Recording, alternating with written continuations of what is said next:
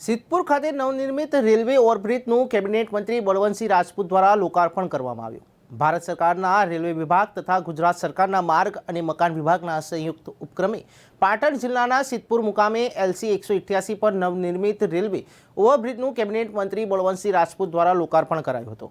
આ પ્રસંગે કેબિનેટ મંત્રી બળવંતસિંહ રાજપૂતે જણાવ્યું હતું કે સિદ્ધપુરમાં નગરજનો માટે સારી વ્યવસ્થાઓ થાય તે માટે ગુજરાત સરકાર કટિબદ્ધ છે। તેના ભાગરૂપે સારી વ્યવસ્થાઓ ભેટ સ્વરૂપે મળી રહે છે। પહેલાના સમયમાં સિદ્ધપુરમાં એક પણ પુલ નહોતો, ત્યારે બિંદુ સરોવર કે ST બસ જોડે ફાટક પાસે ટ્રાફિકના લીધે 20 મિનિટ જેટલું ઊભું રહેવું પડતું હતું। આવા સંજોગોમાં નગરપાલિકા પ્રમુખ તરીકે ભૂતકાળમાં રજૂઆત કરી હતી અને આને રજૂઆતમાં ધ્યાને લઈને અત્યારે વિકાસના કામો સામે આવ્યા છે।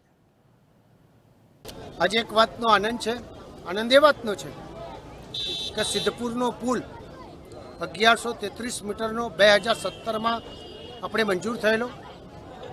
કારણો વરસાદ ધીમે ધીમે થતાં આજે પુલ પૂર્ણ કામ થયેલું। કારતકનો મેળો આવે છે, નાનું મોટું કામ હોય તો પણ પૂર્ણ કરવાની શરતે સરકારશ્રી આદરણીય મુખ્યમંત્રીશ્રીએ આજે પુલ ખુલ્લો મુકાય કે અહીંયા આગળ મેળાની અંદર લાખો લોકો આવવાના અને એની અંદર પણ સહયોગરૂપ થઈ શકાય અને આ પુલ એની મહત્ત્વની ભૂમિકા જ્યારે ભજવવાનું હોય ત્યારે બધાએ મૂકીને આજે એને ખુલ્લો મૂકવામાં આવ્યો છે।